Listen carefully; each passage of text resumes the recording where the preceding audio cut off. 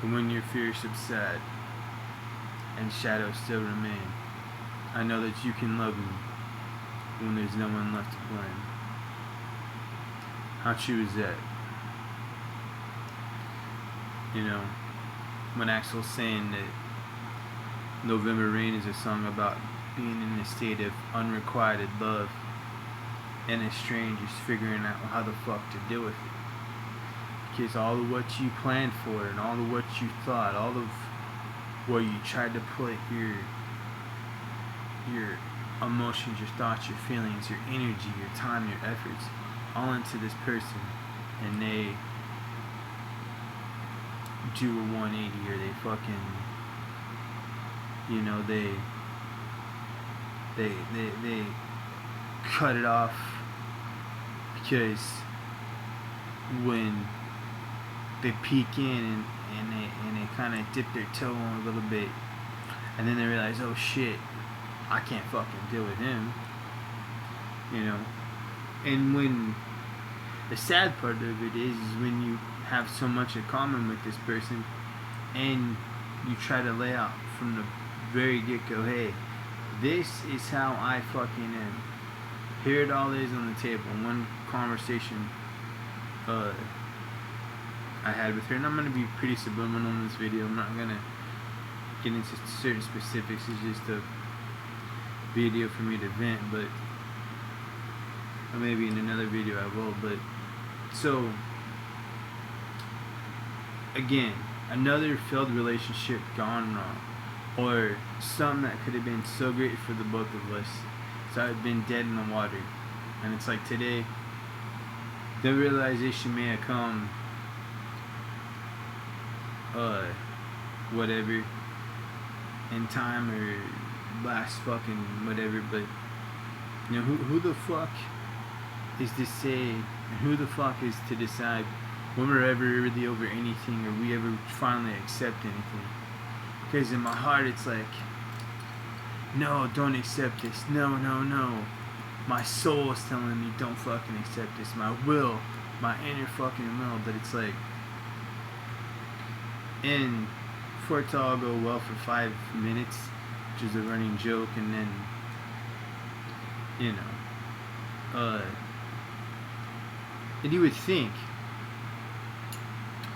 you know, any other female would find it oppressive that, or at least the courtesy of, hey, here it all is in one package. So if anything ever came up in the future, you can't say, oh well, you didn't tell me this. Bullshit, I did. And that's part of my issue. It's like, I have to, without her being around, us running into each other all for the past couple of weeks, and then when I saw me trying to explain to her, don't you think that that's maybe a sign, some parallels here, and still not fucking getting it? And yet I have to go and be in a certain spot on the campus, and I have to fucking force it all into place eternally and emotionally by listening to a song or whatever, or writing it, which we're going to get into as well here, or just something like the memory and the existence, all of it, and the fucking, I don't know how to explain it, but just when I get ready and I set myself up to have, okay, here we go, boom, we're going to start from here and let's just go, the trajectory of it. Don't look back, don't get too far ahead, but let's just go. We can't even fucking have that. We can't even go fucking have a burrito and just enjoy each other's company or whatever the fuck. There's got to be this, always this thing with females that attract. There's always got to be this weird fucking, oh well, so and so did this to me in the past, and well, what the hell? What does that got to do with me? If I compare you to people I've been with before, would you like that? And how's it fair to me? Is what I'm saying. And yeah, the fairness level of it too. You know, it's like hitting her right on the fucking head, subliminally, right in the face. Hey, this guy's good for you. Hey, wake up. hey, fucking hey. And basically still, I'm saying, come on to me. That's all you gotta do. I'm right here. I can't make it any more fucking easier for you. Here I am. And I shouldn't. That's the problem. Because for a while there I thought, she'll come around. Because I was told that and whatnot. And so I kind of let it breathe and let it. But I was going to make sure she saw me. I wasn't going to speak to her, but I was going to make sure she saw me every fucking day almost. Or maybe that's pettiness, I don't know, but. And it's like, I'm not, the old me, or the old ways of how I used to handle things would have done this so differently. It would have been all fucking bad. And that's kind of what's being lost here. The old me would have handled this in a completely different way. But yet here I still willing him to fucking show you or whatever. And it's like, why? Part of me, maybe, I don't know what the fuck it is. I'm still trying to understand it. I don't fucking know. But why is that the case? Like, what the what more signs do you need that you can't see that I'm not the fucking one for you? What more signs do you?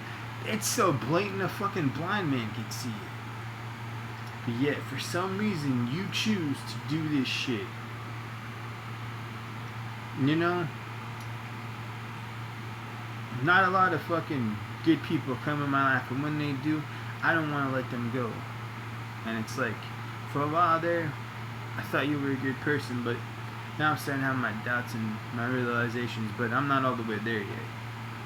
But it's so fucking, like, a blind man can see it.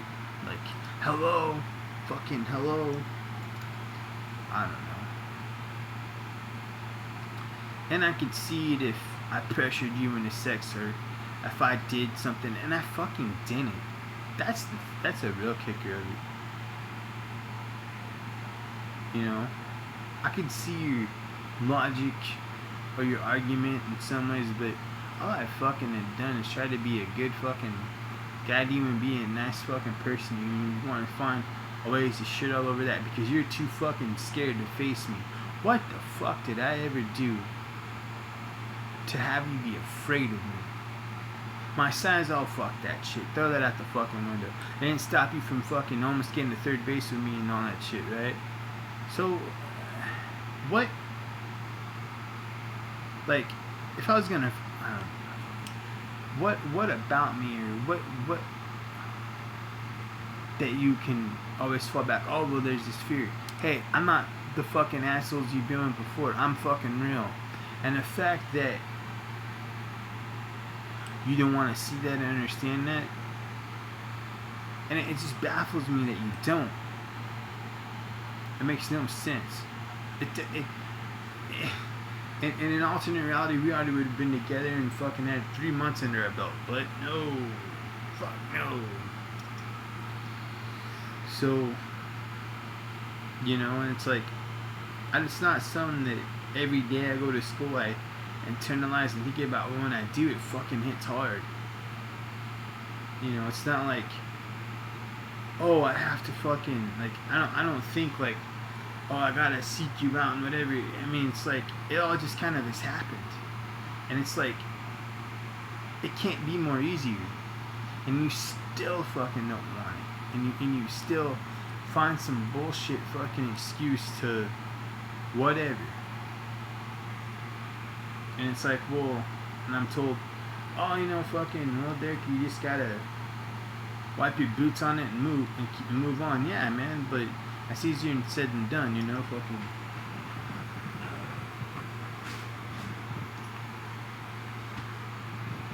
Big ass motherfuckers.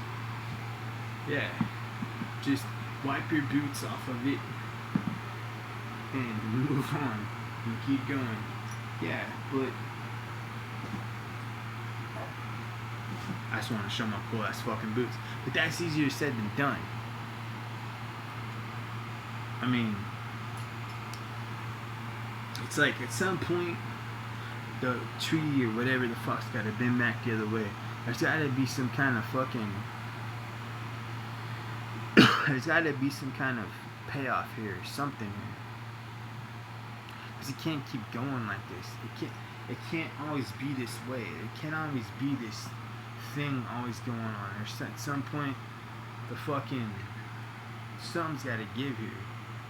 I don't know when the fuck that's gonna happen. But because any other female that, wow, you write stuff about me, wow, you actually are a man about shit, and you fucking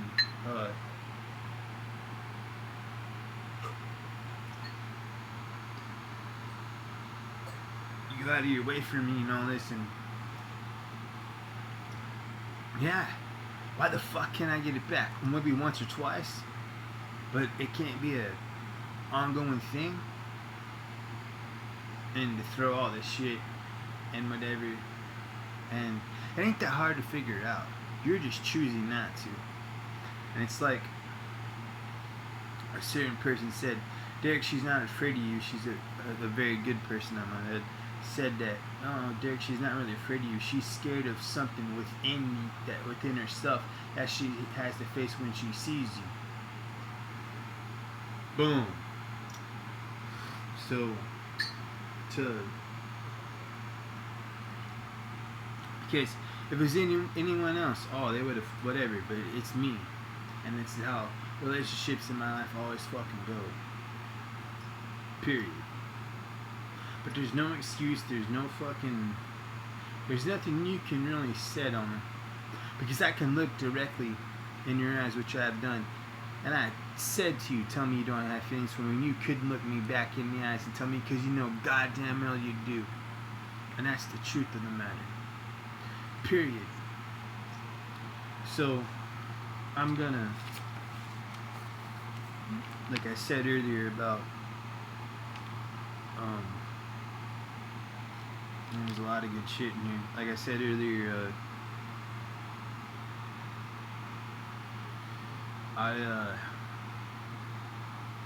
when trying to internalize it, you know, I usually get there and like I'm so hooked on whatever, and I just sit down and it just comes to me, and this really good shit, I think, just flows out of it. And for a long time,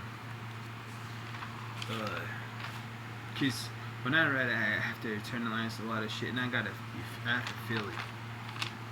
I have to feel it. And there's two, well, too bad I can't, well, I could, but I can't really show the good shit I wrote, because that light was only about, you know, fucking,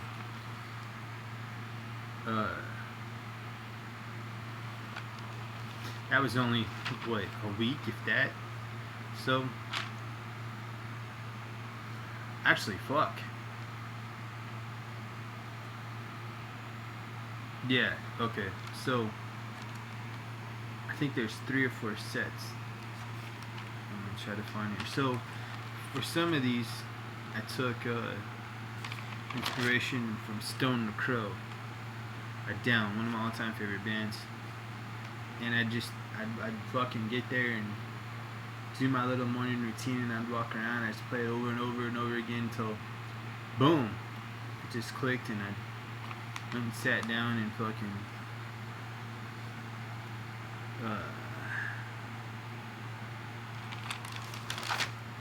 and what kind of came out is kind of what came out. There's one in here that I didn't finish.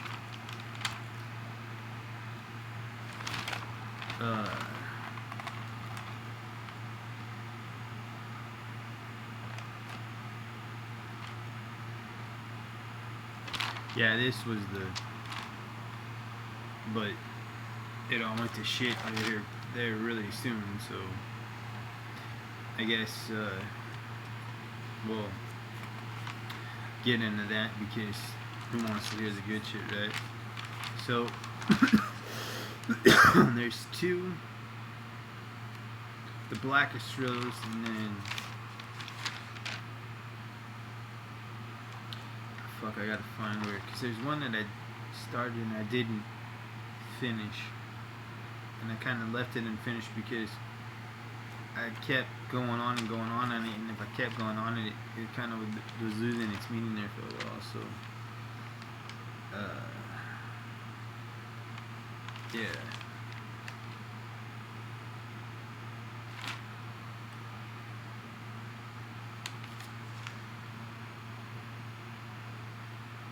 So let's see here.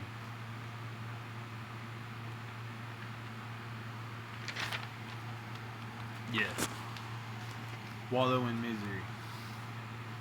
When is suffering enough? How much pain, disappointment, and misery must we endure until it's enough? Or until it's not enough? I guess for something that could be so great for the both of us, you run away from it and you hide. And that's what I can't understand. It's now something that could be life changing and amazing for the both of us. You treat it as if it's a life sucking fucking cancer. And how can you justify, I am mystified by the ways of your heart? How could you not want to love me? How could you not want to? You say all this, and when it comes to showing it,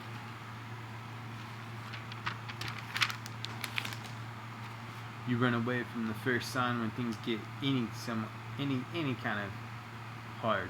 Then you try to play the victim mentality, and that you're scared of me. Yet in me you see something within yourself that you'll have to one day face. Then what? What are you going to do when you can't run away? When you can't disappear? Because you shouldn't. Now I have done nothing but try to understand you. I am not your blowing wind, I am the sky. Rest in peace, Chris Cornell. All I wanted was to be a bright shining star in your heart of darkness. But no. And how can you be so cold, so dark? It truly baffles me. Will the day ever come to where I get what I want? I hope so. And my own selfishness, my own wants of this, and now I have to try and shut all that off. I try to find a way to go on. And what if I don't want to? And why should I have to? Why is the call not for me? When it doesn't feel right to do on the inside? So much to ponder, a lot that you leave me with, and you have no fucking idea what you're leaving me with in just a short amount of time. And a lot that should be revealed, but it's not. And what if I don't make it out of this? Definitely not the same, and with more pain and misery. Will I be more wiser? Truly, I don't know. All I know is that I can't take the breaking. I can't take the breaking toll. I can't take the heartbreaking toll that it's taken on me. There's so much I want to know, but will I ever get to? You expect me to do something that I don't know if I can do. Move on. At least let me know. And will you ever realize what you could have been walking away from? I hope so. And 9 times out of 10, I ask myself, fuck, why don't you fucking get it? And just end it there. So, again, I think that one's a little bit more straight ahead and to the point. Now, the Blackest Rose, which I think I kind of wrote it or started it a year and a half ago, or I can't fucking remember when, and I had like a rough draft for it, and I can't decipher exactly what that was about, but so there was that, and then for a little bit there, time went on and nothing really happened, and then then I just tried to, fuck, what can he do? And then,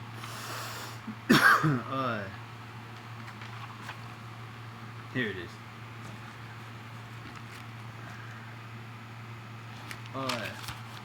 And then one day I was just sitting there killing time before a class, and I put on Snuff by Slipknot, which, what a beautiful fucking dark, haunting, depressing song that is. And I've never really been able to listen to that song out in public because I just think it's such a vulnerable lyric, and it's such a you gotta be in a certain area and space to listen to that song.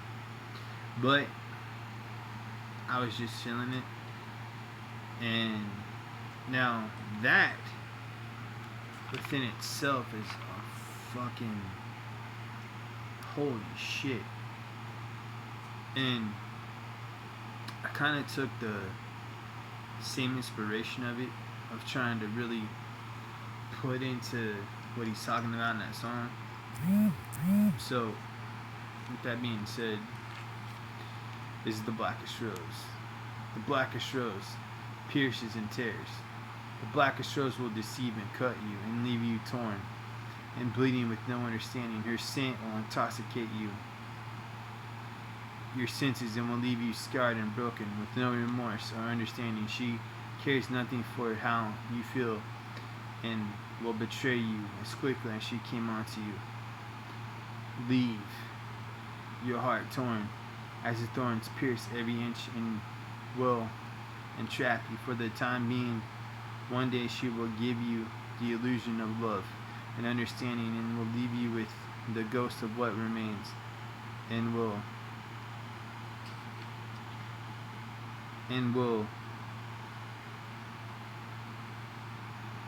will leave you that to remain. All your heart, and to leave what could have remained in your heart and what could have been, and leave you with all these what ifs. One deceitful kiss can end your life altogether, and it all to nothing, and it all to lead to nothing, to never find a way out of or a resolve, and will only blame you and use every excuse there is. One minute she claims to care, the next is all lies.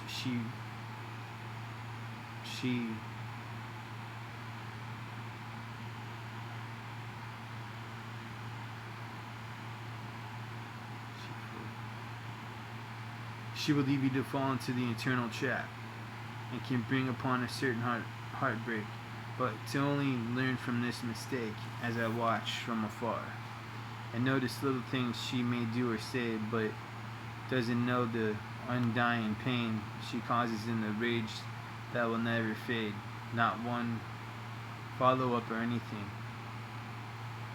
Then to be said ever again, but for the sorrow to remain, for the blackest rose to pierce and cut into no, she cannot, and will not see how the blackest rose cuts, or how it can. Oh, and then I kind of borrow it again from another one of my favorite songs here with this line: how can you justify, I'm mystified by the ways of your heart as I watch from afar, and the pain she causes. She cares fucking not. It cuts, and she will leave you pierced eternally. That's right. So, I don't know, just a video to get some shit off my chest that's been brewing there for a while.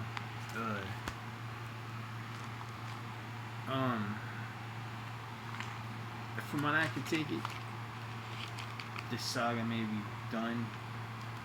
We don't have that much more on to go, and again, fucking expecting her to do what I want her to do, whatever ain't gonna happen. So I didn't want this to be my first video on my new channel, but what can you do? So I think I've dragged down everybody who may watch this. So hopefully the next video will be something fucking better, but who the fuck knows? So anyways, that being said, I'm Death in the Air, and this is gonna be my new YouTube channel, and whatever the fuck I upload and talk about, what it's gonna be. I have no set thing here. I want to do a video on CM Punk, do a video on Metallica, and I want to do a video on records, on vinyl. So that may be coming here fairly shortly. So until I merge again, stay fucking heavy.